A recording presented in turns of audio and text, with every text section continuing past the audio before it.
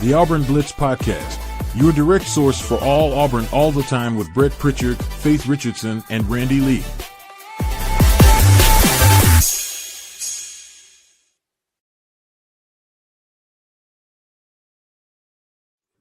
What's up, everybody? Welcome into another episode of the Auburn Blitz Podcast here. Glad that you joined us wherever it is that you're tuning us in and watching us and listening to us.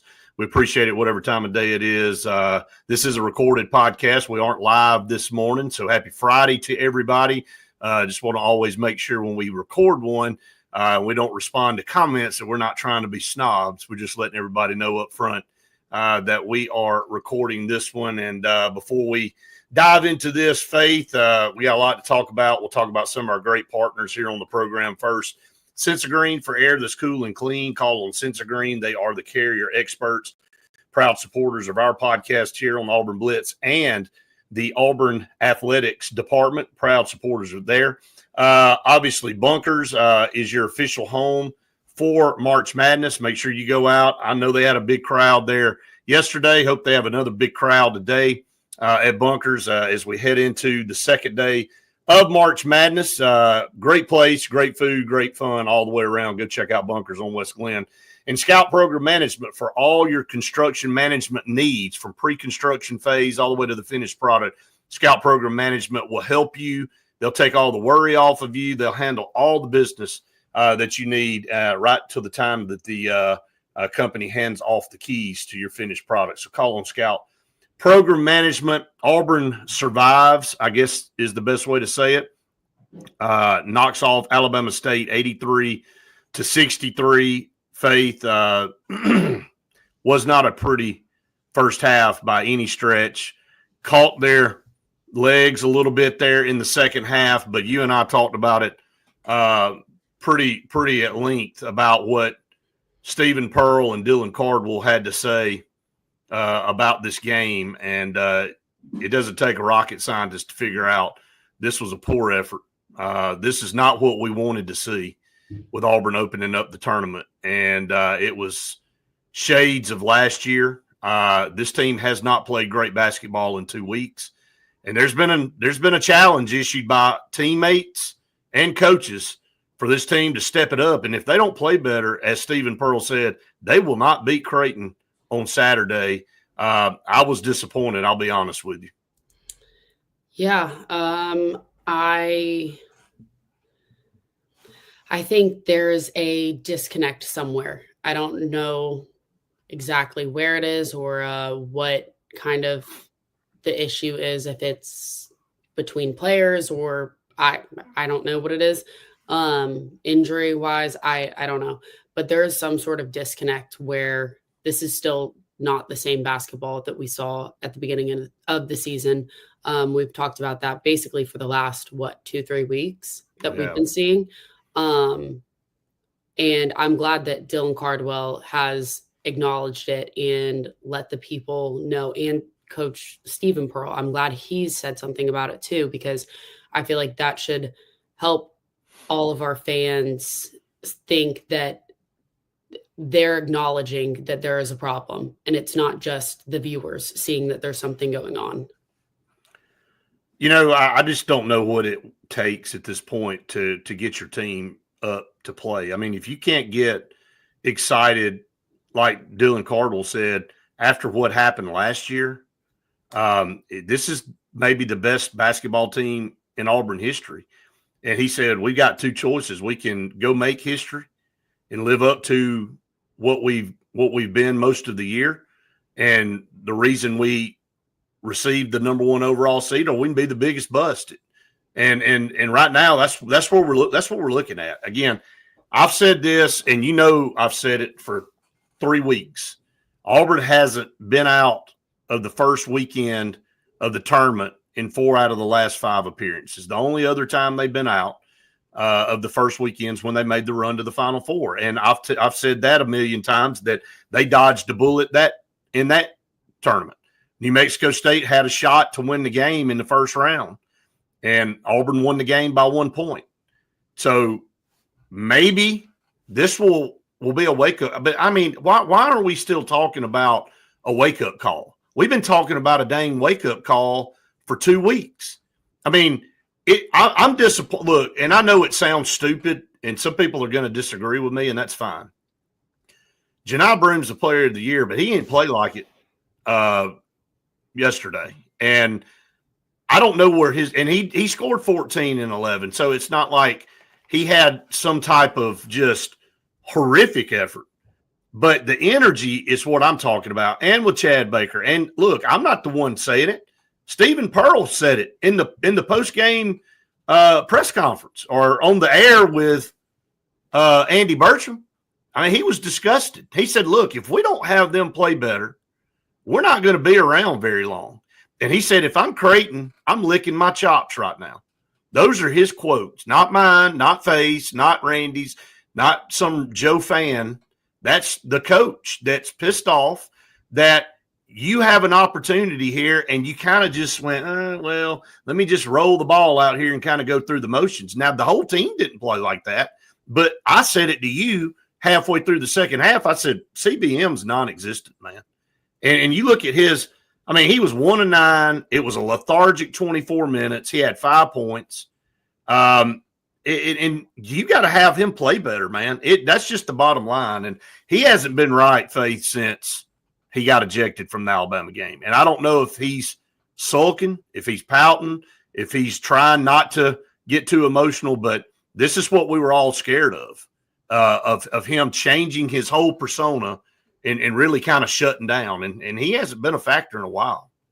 I think it's definitely affected him in some way because, I mean, going back out there, you have to think about how many people kind of are waiting to watch you fail. And especially because we've talked about how so many teams are going to use that and take advantage of his emotions. And I think the last thing probably he wants to do is give in to that. Coach Pearl said that they had it under control. They had a conversation. No one really kind of knows what the conversation was or how it went. But yeah, I think there's got to be something there with, hey, if you go out there and you get too much in your head and you play with your emotions and you do something again, they're waiting to eject you. They're waiting for you to get a foul. And that's got to be a lot of pressure on him. That's got to make him kind of think a little bit about, when he's playing defense. So that's why I'm confused on the offensive side of where his shooting game kind of went. Ice cold. 1 of 9. Coach Pearl talked about it in the post-game press conference. He said there's shots to take, and then there's selfish shots, and there's shots that flow in the offense. And he bragged on Miles Kelly. He said all of Miles Kelly's shots came, through the offense, working through different phases, and he took advantage of it, man. He was hot. He was 8 of 16. He was 7 of 15. From the start. Yeah, 7 of 15. Look, this guy loves Rupp Arena, and that's a positive because there's no part of me that doesn't think he's not going to come back out Saturday and shoot the eyes out too. Now, Creighton knows that he's hot and he loves Rupp Arena, so they're going to try to do some things to shut him down. But thank God he played because he had 23 points. He led Auburn in scoring, and Auburn needed all 23 because Auburn ends up winning the game by 20. But going back to Chad Baker, I'm not sure all his shots were really even that good, and he missed some shots at the rim. He just looks out of sorts. There's no other way for me to spin it. And, we all said probably ranking players. We did that a few weeks ago. If we ranked players according to importance, we said Janai Broom obviously was number 1. And then we came up and we kind of were all over the map with 2, 3, and 4. But Chad Baker-Mazar is definitely in that top 3 as important. And if he's going to give you 5 points, you're not going to beat a good team. And look, this is no shot at Alabama State. Kudos to them. They played their tail off. They're nowhere near as talented as Auburn. So it caught up with them in the second half. But at the end of the day, if Auburn puts this same effort out against this Creighton team that you and I watched earlier yesterday to get the tournament started, they were playing in basically a road game situation against Louisville. That place was packed with Louisville fans, and they shut them up the whole time. So they're not bowing down to anybody. They are probably licking their chops, like Stephen Pearl said, at an opportunity to knock the number 1 overall seed off and go to the Sweet 16.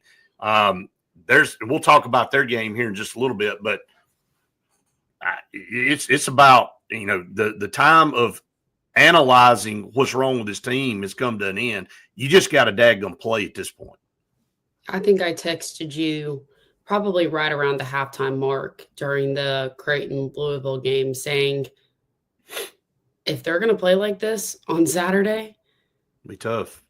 Oh my gosh, we are going to have to get back to the way we were playing before, because the way they were hitting those threes, and I mean, that was a impressive game that they played. I mean, where do you want to start? They knocked off Louisville 89-75. We said this, and a lot of us, including myself, said and I picked Louisville to win, so I lost that game. But I just figured with all of the crowd and the way that Louisville had played Duke, it just tells me also that the ACC really is terrible. If that's the second best team, and Clemson, oh my God, what a horrendous, how embarrassing. That was a complete and total crap of the pants, man. And so you look at Louisville and Clemson, which were the next 2 best teams in the ACC, and they crapped all over the court. Duke's all that's left. And so you look down, and they had all the advantages in the world playing right there in Rupp Arena, had the fans, and Creighton rolls in there, and led by Kalkbrenner and Neal and Ashworth. I mean, take your pick, man. Those 3 guys really lit it up. Neal was 11 of 16 shooting, had 29 points. That guy's going to be a problem. I'm just telling you. And the thing that I've noticed, Faith, about a lot of these teams that I've watched in the first round is their energy level. If I had to rank teams based on energy and performance that way, not wins or not who won the game, but just on pure energy, Auburn would be at the bottom. They'd be at the bottom of all the first round games that we watched yesterday.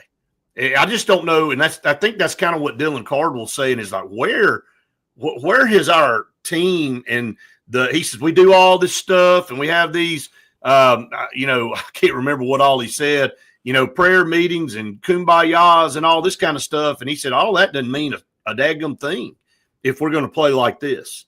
And so I'm telling you, and you know this as well as I do, that Kalkbrenner at 7-1 is a problem inside. Now, that's going to be a challenge for Janai Broome, but Neal's going to be the guy that you have to guard. And is it going to be Chad Baker-Mazara? I mean, if you look at the way Neal plays and you look at his size, he's 6'5", 6'6", a veteran player, a senior for Creighton. Who are you going to put on him? Is it going to be Denver Jones? They're going to try to cause Auburn to switch and create mismatches like Tennessee did, like Alabama did, like we saw Alabama State try to do a little bit. They just didn't have the talent to do it. But I go up and down this list, and this is a deadly team. And they did beat St. John's earlier in the year, and then they've lost the last 2 matchups to St. John's. But this is a game Creighton team that has a lot of experience in the NCAA tournament. And you got 3 guys right now, 2 of them scored over 20 points. One almost scored 30, and the other one scored 14. They're going to be a problem tomorrow. When you say the energy, just listen to their starting lineup and how many minutes they've played. Green playing 29, McAndrew playing 31, Kalkbrenner playing 38, Neal playing 39, and Ashworth playing 40 minutes. Basically 5 players. That is their starting lineup playing just other than Green at 29 minutes, all over 30 minutes. And they scored 89 against a good Louisville team. I guess you could say they're a good Louisville team. I keep trying to tell myself that, but the ACC they fell on their face so bad yesterday. I'm not sure that they are not one of the worst conferences, or it's the worst version of the ACC we may have seen in any of our lifetimes. But the defense that we should be able to play on somebody that has been playing for basically the entire game should be outstanding. There's no reason that our defense should not be, because if we're rotating the guys that we do, we've got, right. 4 guys coming off the bench that are 3 or 4 guys that are coming off that are, good. Hopefully Chris Moore is going to be. Compare that to our minutes. 27, 20, 24, 29, 31, and 28. And then another 28 with Tahad. But, I mean, we had, 7 guys get double-digit minutes. Only 1 got over 30. Then you had, Chris Moore, who went out early, injured, and tried to come. But first of all, why did they even put him back in there? I don't understand that. Again, I'm not a coach, but I can have an opinion, and I don't even understand why at that point you even put him back in there. Ja'Kai Howard got 2 token minutes at the end, and boy, he looks as checked out as ever. He didn't want to be in there those 2 minutes. If you don't believe me, just go rewind it. I mean, don't take my word for it. You go watch and look at him on the bench, disinterested and disengaged, and then get in the game for 2 minutes and just kind of go, okay. So I don't know what the issue is there. He obviously is not an option in this tournament. Turtle got 4 minutes. I mean, I don't want to continue to belabor the point. It wasn't the best effort, but there were some bright spots. One being, actually 2 being Chaney Johnson and Todd Pettiford. Todd Pettiford didn't shoot it well from outside. He was 2 of 6, but he was 5 of 9 overall, and he had 16 points. That's the Tahad we got to have. That's the playmaker we talked about yesterday on the podcast, Faith. And what Jason said earlier in the week is the X factor. You get 16 out of Tahad Pettiford, and everybody else picked their game back up. Now you're cooking with gas a little bit. I've been saying it since day one that I think I came on the podcast. He is. I'm not wanting any of that. I'm just saying. I'm just giving you credit. I've just been impressed with him, and you have. Okay, sure. The other night he was kind of nowhere to be found on the offensive side, but I think he could develop into kind of like a little bit of a Denver Jones on that defensive side. He's picked his defensive game up too. It has. He's learning. He's still a freshman. He's still young. He's learning, but you can tell that he is a very coachable kid. Look, I've got to give you props on a couple of things real quick. So, I'm going to brag on you for a second.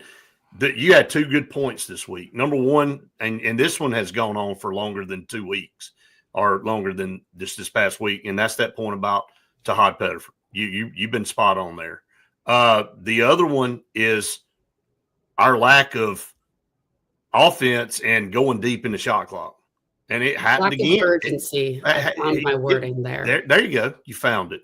But going late into the possession and not getting a quality shot, I mean, that's not Auburn. That's not the version that we saw earlier in the year. And again, you brought that up, and it's a valid point. And, there's just, like you said, there's something off about our offensive flow, some uncertainty. I don't really know. I can't put a finger on it. Denver's shot, something's off with his shot a little bit. I had another buddy text me during the game and noticed the same thing. He had 31 minutes and only had 8 points. I'll shift over to another point of contention that this has to be better or you are going to be eliminated, and that's free throws. 18 of 32. 18 of 32. And let's see how that broke down for everybody. Janai Broome cannot shoot a free throw. So is this something with his shoulder? I don't know. I've gone down that road, and I've tried to analyze and I speculated. I don't know if it is or not, but he can't shoot. He's 4 of 9. He was 4 of 9 yesterday. It's not good enough because teams are going to start hack-a-shacking Janai Broome. and putting him at the line, and that's like a wasted possession unless he can make teams pay. I mean, I don't know how else to say it, Faith. Am I off? No. I was talking about it with my dad earlier, and is it his shoulder? That's the only place I can go with that. Is if he's hurt, then I get it. It's his shoulder, but he was doing better. We went through his free throw percentages the other day, and we did. How it's the same as it was last year right now, but it was getting better up until his injury. So I don't know if it's still his shoulder or if there's something else going on. Chad had like a 40? Can we just play good? Can we just quit trying to analyze all this and can we just come out and play like the number 1 overall seed? Is that too much to ask? Look, if you play great and somebody beats you, so be it. Look, you have to tip your hat and say, okay, you just played better than us tonight. But when you slop around and you leave 10, 12 points on the floor from missed free throws, and your effort is like maybe we need a quick NIL deal for some of our guys because it looked like we were stuck in wet concrete and couldn't get out. I mean, just pick the pace up and play hard. I think that was the challenge from Stephen Pearl and Dylan Cardwell. You heard it. You and I both listened to it.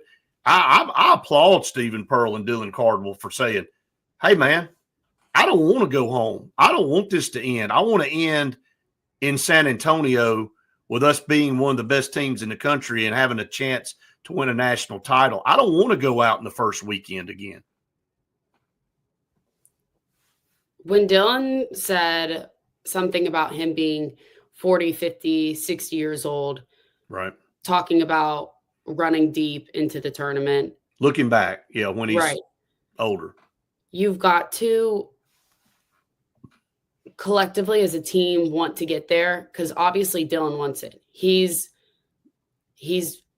angry. He's excited. He's hungry for that win. And that's what we've been saying for the past however long is the hunger and the urgency to get in there and win instead of, and today when I was watching it and Miles Kelly was in those first couple minutes, that was the feeling I like during a basketball game where you're sitting there and you're like excited about what's going on. Right. And we talked about it the other day, how it's been, oh my gosh, can we please just make it to halftime? Oh my gosh, can we just get through with this? And today, during those first couple of minutes, it was like, this is the team that I remember. This is exciting. I'm having fun watching this. My heart rate is not up. And then it went away. Then you and I got so disgusted. I think I sent you like 3 text messages in a row, and there was no response. I just said, look, I ain't sending her nothing else. You were like, I'm not watching it anymore. I said, I'm disgusted. I can't watch this anymore. And of course I did, but again, you knew that you could come out there and play half tail and beat Alabama State. And again, that's not a shot at them. I applaud them. They won their first game in NCAA tournament history a couple of nights ago, and that's great. I wanted to see, and I told you this yesterday on the podcast before the game, I said I wanted to see an intense 40-minute effort out of Auburn that we would see, and I would make an analysis on how far I thought this team would go after this game. It wasn't the fact that I was worried that we were going to lose the game, although at half I was a little skeptical because I started having visions of Yale from last year. And so did Kenny with Charles at halftime, just hammering him and Ernie and all those guys. But, I mean, it wasn't the fact that I ever was really worried about losing. It was the fact that here we go. This is the barometer for who we are going to be the next however many games you're going to play. This ain't going to be good enough. It's not going to be good enough. And I think everybody is in agreement with that.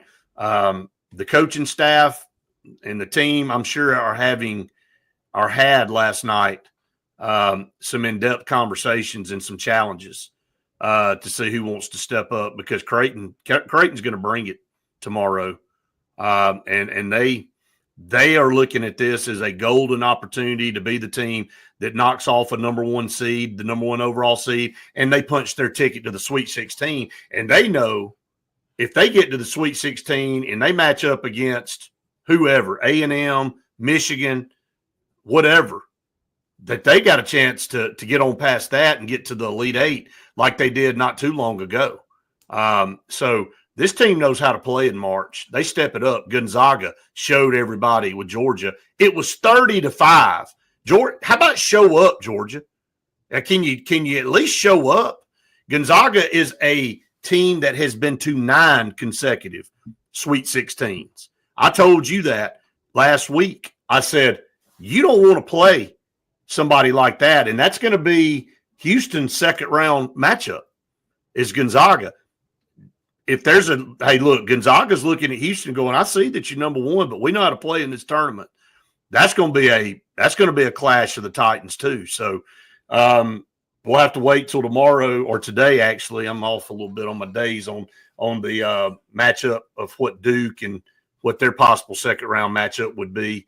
The same with Florida, but Florida, if things play out like you and I think, they'll have to take on UConn in round number 2.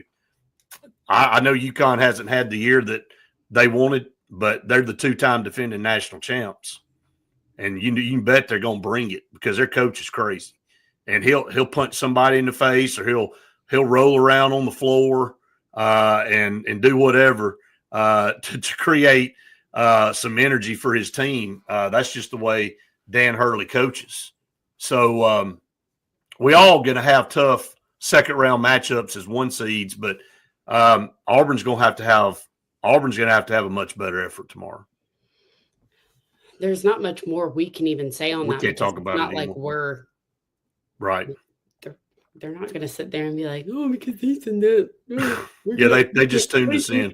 They're watching this. You have to want it though. That's the only. And again, I don't know. I feel like I can't even keep saying it because I've said it so many times. But that's literally. That seems like it's it. All right, well, let's move on. Let's talk about some of these games from yesterday. Arkansas, big win over Kansas. That's a 10-7. Hey, look, Arkansas is playing really good basketball. They got Boogie Flan back. Now, I know he didn't play very much. He wasn't a major, but, hey, look, that's another body, and that's a good body. And he hadn't played in a long time, but he did contribute 6 points for them. And look at the score. I mean, it was 79-72, so he did make a difference in that game. So they move on. Tennessee, no problem with Wofford, 77-62. So the SEC, not bad. When you look at it, Texas A&M,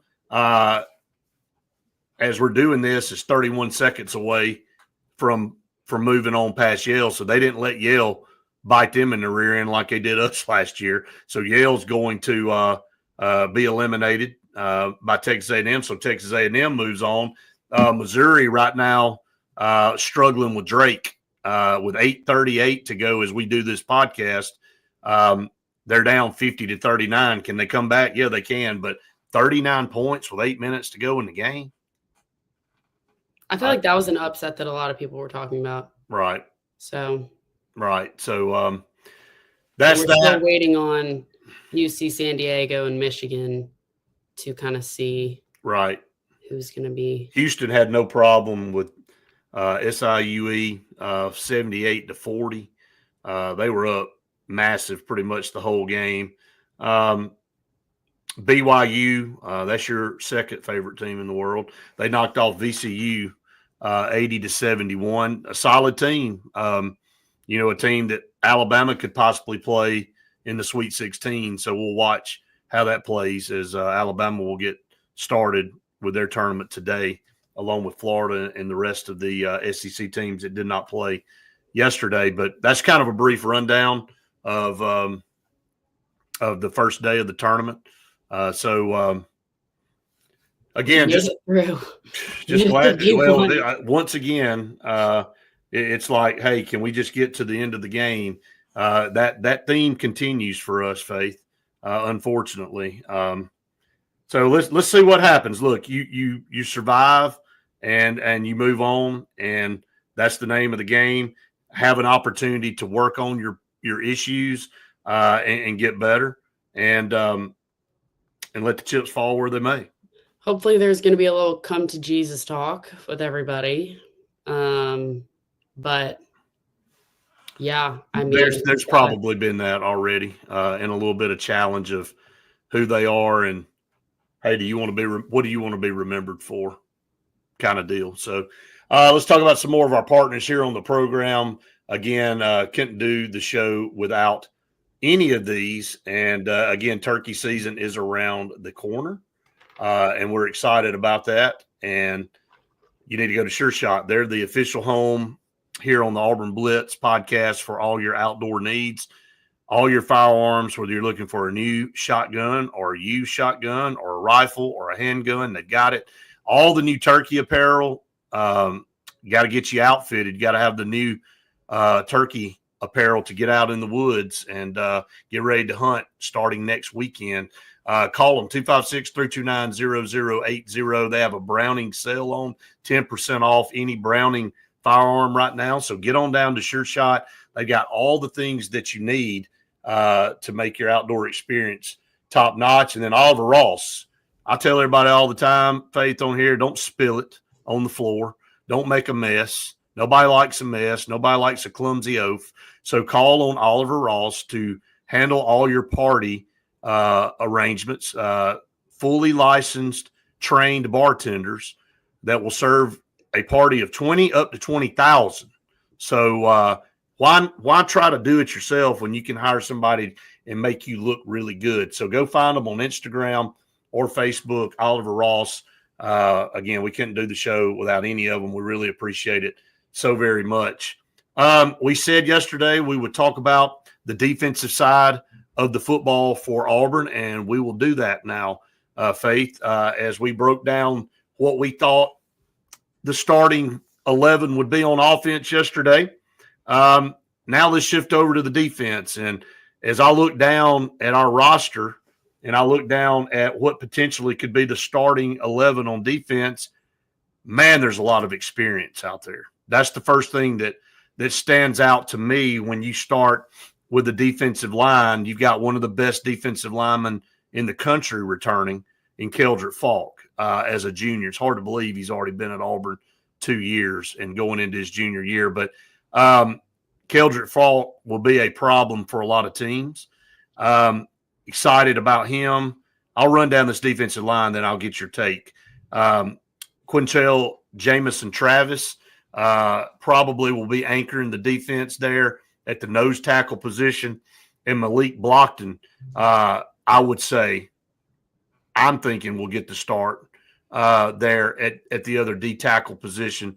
Your thoughts on those three guys? Again, we saw Malik Blockton emerge as a freshman last year and really play well. We saw Keldrick Falk blossom from his freshman year to his sophomore year, and then just a big old dude right there in the middle in Jamison Travis said, kind of stopping up everything. And if you're playing 3-down linemen, and you got that big nose tackle in the middle, you want him to be a fire plug and cause problems. So I like those three guys.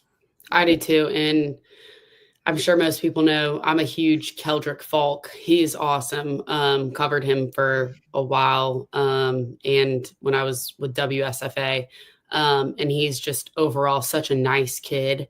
Excited to have JJ, his brother, now on the team. Yes. And him be able to learn from his older brother, but also he's now got this whole new group of older brothers too.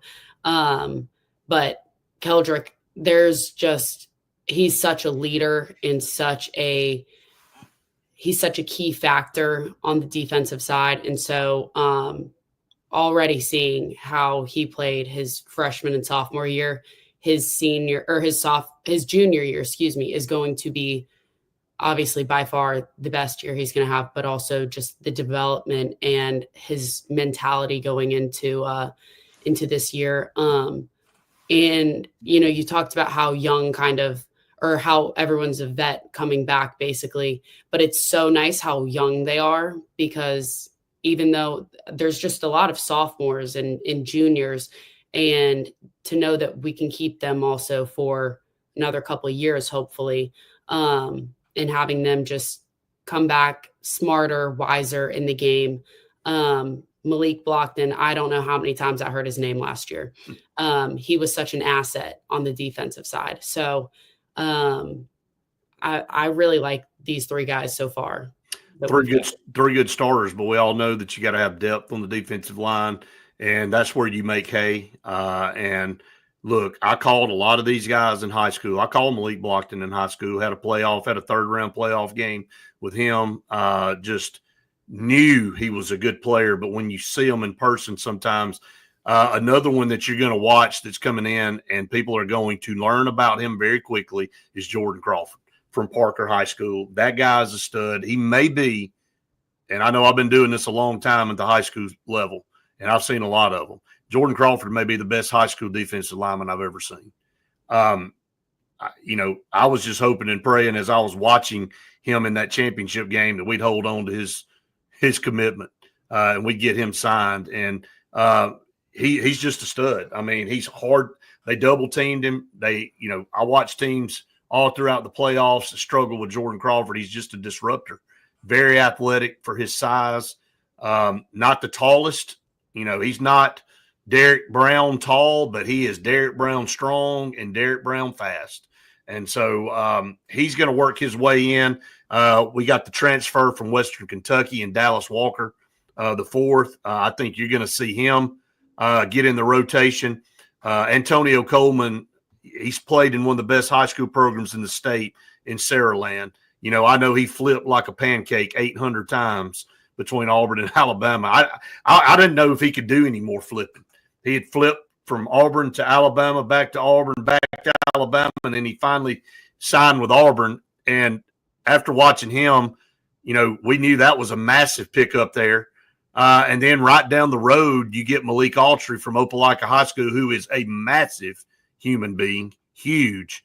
You and I will go when it gets time for high school football. You and I are going to be hitting all these media days across the state. And the East Alabama Media Days is always one of the best ones that's held in Opelika. And there's probably 20 high schools that come to that. And, it's a 2-day event. Malik Autry, I interviewed him. And, talk about Andre the Giant size. He makes everybody look teeny-tiny.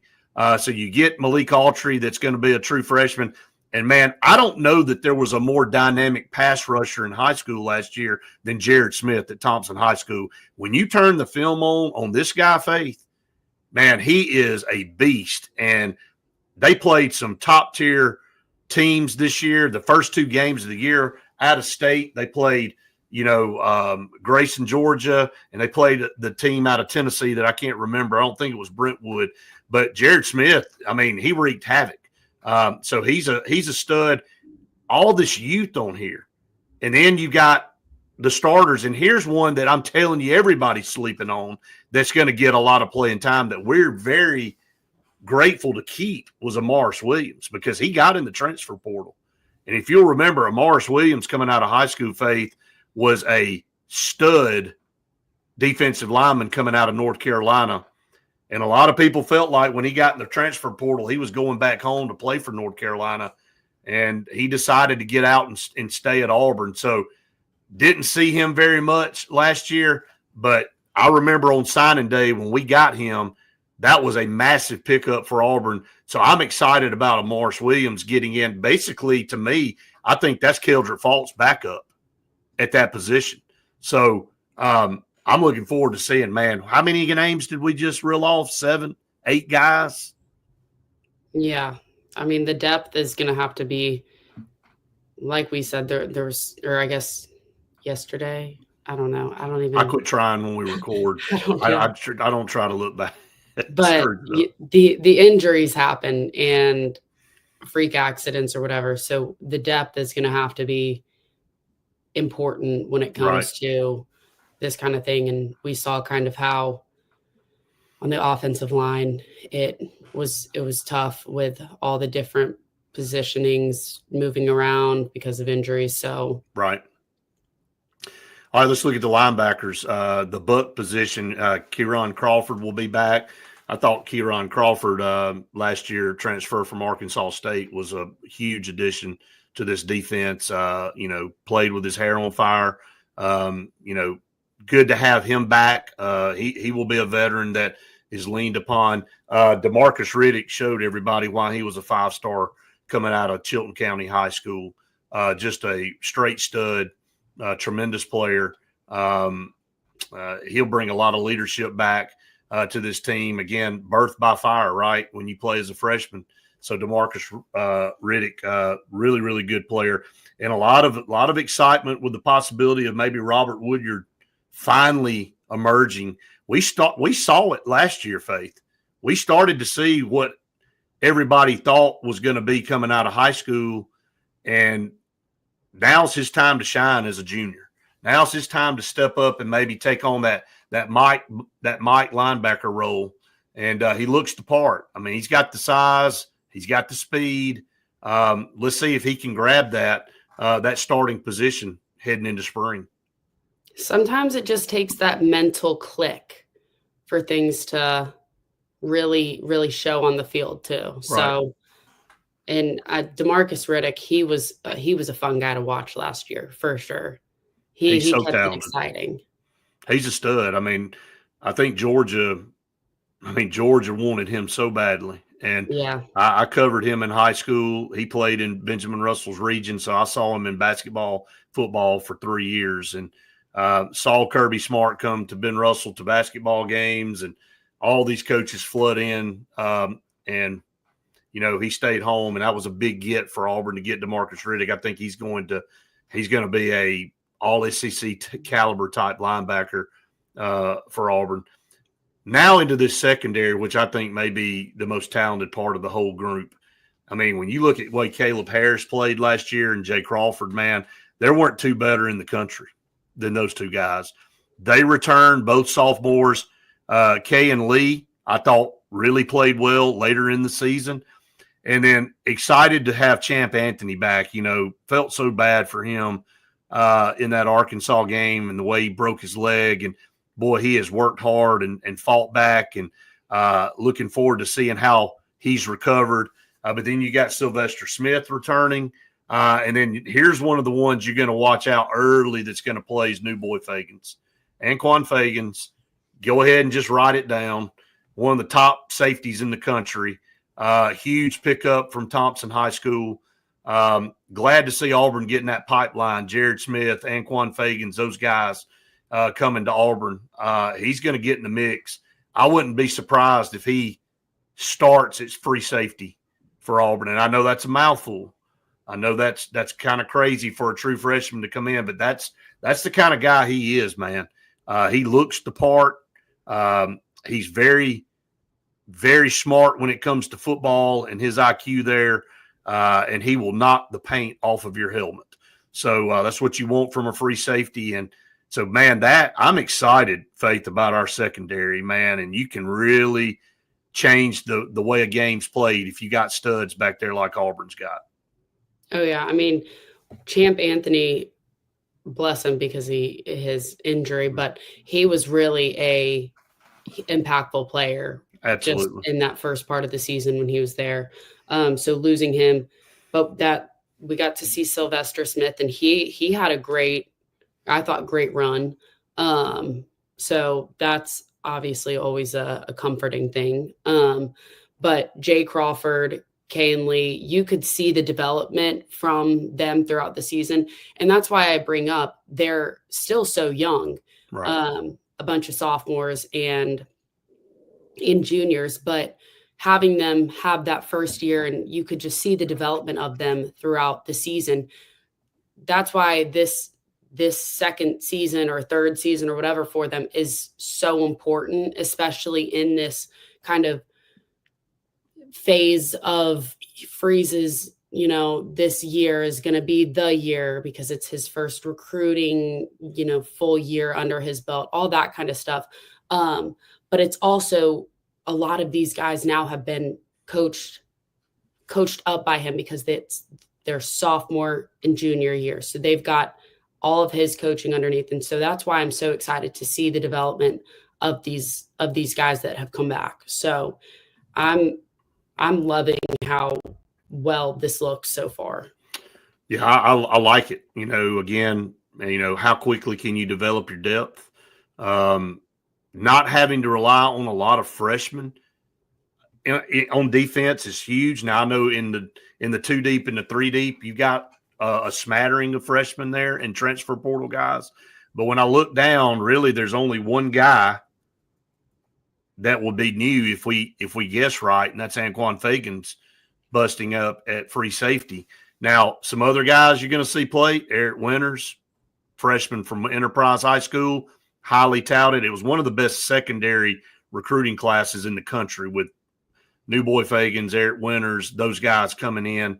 I won't dive into too much else, but I mean, this is a solid defense. And, Auburn played really, really well on the defensive side of the ball last year. And DJ Durkin garnered a lot of attention, rightfully so. And Auburn gave him a raise to keep him. And that the entire defensive staff, I watched the defense develop and get better every single week of the season. Now, if we can get our offense to be consistent, I think we have the pieces in place to challenge to be a playoff team. I mean, you get to that 9-win mark, who knows? And again, the schedule is always going to be tough, but it's not overly daunting. I mean, let's get to Baylor and get off to a good start. I think setting a tone and doing, some things early in the season, kind of setting the tone for the rest of the season. Hey, look at it as an opportunity to go out there on a Friday night and get a big win. And starting off that season on a Friday night is right, which sucks, by the way. But anyway, but we've just got that extra day to get that. That's right. We'll get to kick back on Saturday and watch everybody else. Watch everybody else. That's right. So I'm hoping that you're going to get to go cover that game. That is the hope, and hopefully we'll be at practice this week some with spring football practice. Looking forward to some opportunities there. Again, kind of reminding everybody, once we get the date hammered down, we'll have Cooper McMurray as your first installment of On the Front Row with Faith Richardson. Looking forward to that. A new feature that we're going to have here on the Auburn Blitz, and we'll be pushing those videos out. You and I will be over every week interviewing. You will be interviewing. I'll be running the cameras, trying to make sure everything looks great. Interviewing all the different athletes and some cool stories that that they'll have to tell about their background and how they got to Auburn and what they like to do when they're not playing sports and all that. So I'm excited about it. I'm looking forward to it, and gonna be a lot of fun. We got a lot of cool stuff, man. We're gonna blink, and football season's gonna be here. We'll be heading off to media days. That's gonna be crazy. I mean, I know I'm talking about all this stuff, but I mean, you literally will blink. And spring what happened to over. talking about living in the moment today? I am living in the moment. Talk about that with basketball. We haven't even gotten out of basketball. I know. I'm just so overwhelmed with all the cool stuff we're going to be doing. I know it. So that is the moment. I am living in the moment. I'm just kind of showing everybody what the future looks like. So really looking at that light that is just way ahead. That's right. Kind of like that light that's beaming down on top of my head right now. I don't know why that's. Don't know where that's coming from. So anyway, again, to close out here, again, we appreciate everybody that watches and listens every single day to our Auburn Blitz podcast. We are rocking and rolling on YouTube. Again, thanks to all of you for finding us. I'm just blown away. I really am. You and I talk about this a couple of times a day. We're almost to 2,100 subscribers. I mean, we've gained almost 2,000 subscribers in 2 months. I mean, which is just mind blowing. And we're averaging about 150 new subscribers a day. So we want anybody out there that's an Auburn fan to find us and subscribe. set that alert button so when we go live every time that you get that notification. Even if you can't watch it live, you'll get a reminder that you can go back and watch the Auburn Blitz podcast. But yeah, we've had some more announcements coming next week, and it's all kind of good stuff coming up. And everybody just have to wait and see what that is. But a lot of fun. Faith, anything else you want to add? No, I think I'm just thrown off on what day it is anymore. It doesn't matter when it's the best day ever. It doesn't matter what day it is. Honestly, it's very true. So everybody have the best day ever, best week ever, weekend. The Auburn basketball team will have the best day ever tomorrow. That's the hope. So they will, because they're going to start playing the game. They're going to start playing the best day ever game. And if they don't, Dylan Cardwell may punch everybody in the face. So that's what it sounds like. That's probably going to happen. He or Stephen Pearl won. So, but anyway, a lot of fun. Thanks to all our partners again: Sense of Green for air that's cool and clean, Scout Program Management, Bunkers, your official home for March Madness. Go check them out. Sure Shot turkey season next week. Don't be caught with a bunch of old stuff. Go get your new ammo. Go get you a new shotgun. I know you want one out there. Quit talking about it and just go buy it, and then get your new gear, all your new camo, so you don't look like some scraggledy, don't know what you're doing type person. So go get all that stuff from Sure Shot, and then Oliver Ross. They'll help you look like the talk of the town by coming and serving all of your guests, fully licensed and trained bartenders for all your party deals. So, all right, we got a busy day today, Faith, so we're about to get going. I hope everybody has a wonderful day. Hopefully Auburn will get another win on Saturday and move on to the Sweet 16. Everybody have a great day, everybody, and War Eagle.